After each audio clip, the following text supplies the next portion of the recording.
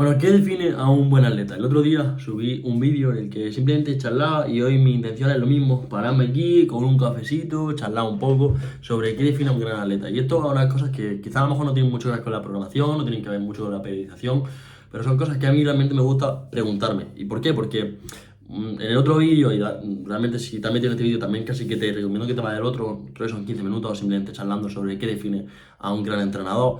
Y es que me pregunta mucho, yo soy una persona que me gusta mucho preguntarme el porqué de las cosas. Incluso a veces quizás de manera obsesiva, en extremo, ¿no? Demasiado. Y con lo de qué hace a un gran atleta me gusta porque al final una de las cosas que intento hablar con los atletas en las primeras llamadas que hago con ellos. Cuando me viene un atleta nuevo intento hablar con ellos sobre esto. Más que sobre esto, que también, sino sobre lo que hablo también muchas veces en Instagram, que es el ecosistema coach-atleta. Y probablemente sea una de las cosas que hable. O sea, estoy haciendo así vídeos de charla y demás. Hice uno sobre qué hace un gran entrenador, otro qué hace a un gran atleta, y seguramente haga uno sobre qué define o qué hace a un gran ecosistema. Pero bueno, eso ya es cosa de otro día. Y hoy realmente quiero hablar sobre las tres cosas que considero que hacen al gran atleta, ¿vale? He intentado definirlo, he intentado darle muchas vueltas, preguntarme, escribir, y son cosas que quizá a priori puedas pensar, oye, no tiene sentido que te las preguntes, quizás no tiene sentido que Alberto, gastes tiempo, inviertas tu tiempo en eso. A mí son cosas que realmente me gustan, ¿por qué? Porque al final el coaching, el entrenamiento en sí, para mí es algo un poco también que va más bien obviando los aspectos fisiológicos y demás, también a nivel mental me gusta tener mis propios principios, transmitírselo a los atletas y un poquito como el Barça. Yo soy del Barça, ¿no? Y estará por ahí la bufanda. Yo soy del Barça y, por ejemplo, pienso y digo, guau, a mí me gusta mucho el Barça, obviamente por cómo juega, también como por los valores, por el mes que un club, todas esas cosas, ¿no? Pues para mí, por ejemplo, mi equipo es como más que un club, ¿no? En ese aspecto. Intento hacerlo mediante principios, mediante darle continuamente reflexiones, mediante intentar, dentro de mis posibilidades, darle ese pequeño empujón en ciertos aspectos y tener claro qué es lo que define a un gran atleta. Para mí ha sido clave en muchos aspectos. Y voy a empezar con una cosa que ya he hablado en un post de Instagram. Hay un post de Instagram en el que hablo sobre la virtud del atleta y para mí esto es una de las claves como atleta, ¿vale? Y un atleta virtuoso, ¿qué es un atleta virtuoso? ¿Qué es un atleta que tiene esa virtud? Esa virtud yo le he puesto ese nombre porque a mí me gusta, soy muy friki, me gusta poner el nombre a todo.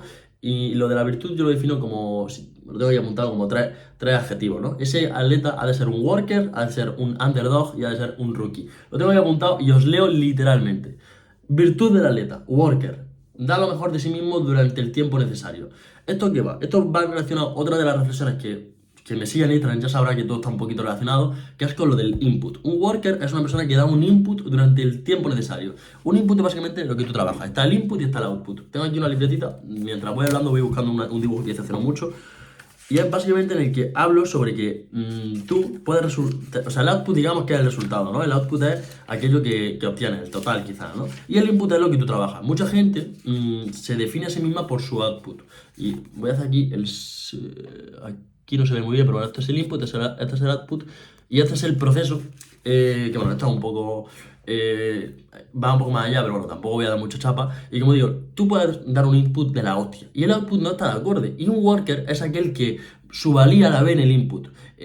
O sea, lo que disfruta de sí mismo es trabajar. Aunque obviamente a todo el mundo no gusta el resultado, esa persona, si una preparación, si dos preparaciones, si tres preparaciones, si cuatro preparaciones, el output quizás no es el que quiere, mientras que él haya dado un buen input, mientras que él ha sido él o ella ha sido una persona trabajadora, se sentirá virtuoso, se sentirá útil, ¿no? Mucha gente, por ejemplo, dice, hostia, es que soy un inútil, no sé qué, me han mal las cosas, y es un pensamiento totalmente normal, pero yo intento explicarle a mi atleta y a la gente que quiero que su valía no está en el output en sí, porque el output en el corto plazo no es acorde. En el output del corto plazo muchas veces tú estudias para un examen de matemáticas y a lo mejor sacas un 5, pero vuelves a estudiar otro examen y vuelves a sacar otro 5, y vuelves a estudiar un montón, aunque hayas aprendido, vuelves a sacar otro 5 porque te equivocas, pero si sigues estudiando matemáticas y sigue y sigue y sigue, al final el output será acorde a ese input y tarde o temprano sacará ese 10, ¿no? Pues eso es lo mismo que ocurre en la vida y intento explicar eso a la gente porque considero que es una reflexión que para mí es muy potente.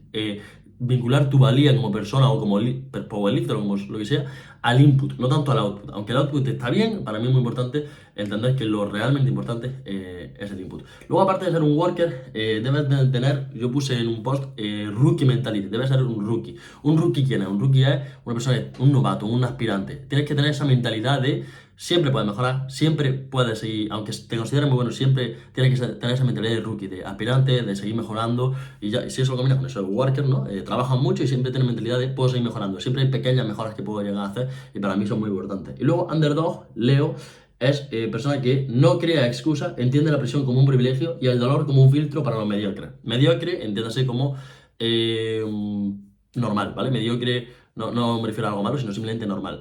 El underdog, que en sí es como esa persona que va segundo en la carrera, ¿no? Esa persona que está intentando, o sea, por ejemplo, si la élite está aquí, es el underdog, es la persona que intenta ir, es como el infravalorado un poco. No tiene por qué ser infravalorado, pero para que me entendáis, ¿no?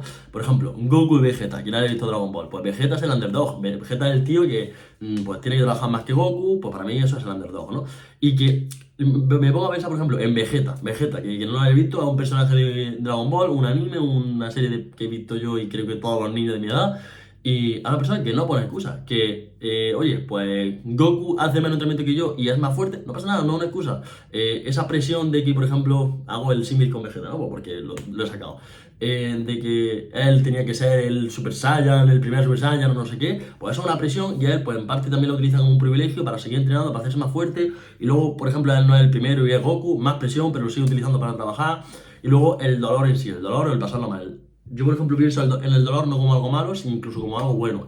Pasar dolor es una ventaja competitiva. Si yo, por ejemplo, estoy pasando por un momento doloroso en mi vida, a lo mejor a nivel profesional, muchos pueden pensar, qué putada, no sé qué. Para mí es una ventaja competitiva, porque sé que si yo aguanto, que voy a aguantar porque no me voy a rendir, y esto lo pienso en el coaching, pero lo puedo aplicar en la vida, en el power, ¿no? Como atleta. Tú, por ejemplo, estás pasando por una mala época porque estás lesionado, porque no mejoras, por lo que sea.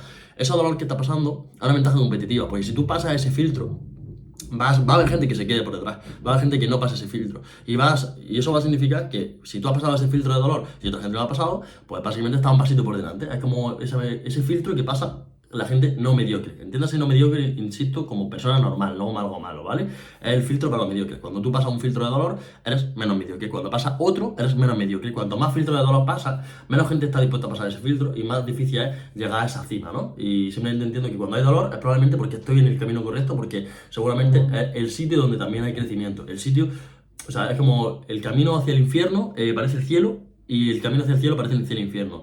O sea, parece el infierno, ¿no? Hostia, parece que si estoy yendo a un sitio bueno, todo el camino tiene que ser bueno. Seguramente el camino va a ser doloroso, va a costarte y me lo tomo como que esto es un indicativo de que estoy en el camino correcto. Así que si tuviese que resumir el punto número uno de qué hace a un atleta, un buen atleta, es la virtud. Es tener estas tres cualidades de trabajador, worker, del input, todas estas cosas, de rookie, de mentalidad de novato, de seguir aprendiendo y de underdog, de no poner excusas, trabajar, de entender el dolor, el pasarlo más como parte del juego, no es un bug del Matrix, es una característica. El dolor está presente, el dolor es algo que siempre va a estar, y el dolor me refiero a mental, incomodidad, físico, ansiedad, son cosas que están presentes, no podemos evitarlas, simplemente es parte del juego.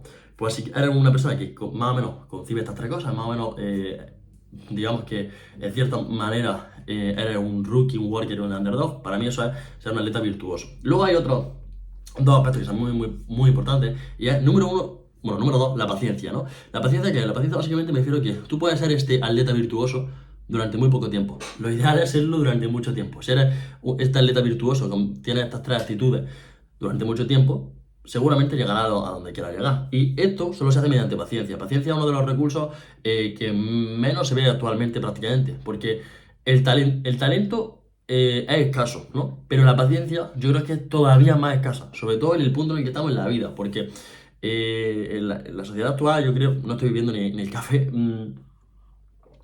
La sociedad actual, quizás yo también soy un poco exagerado en este aspecto, pero lo veo muy dopamínico todo. Creo que la gente es muy poco paciente. Creo que todavía más los niños que van a empezar a crecer ahora son menos pacientes todavía. Me estoy saliendo un poco del mundo del power, pero bueno, me da un poco igual.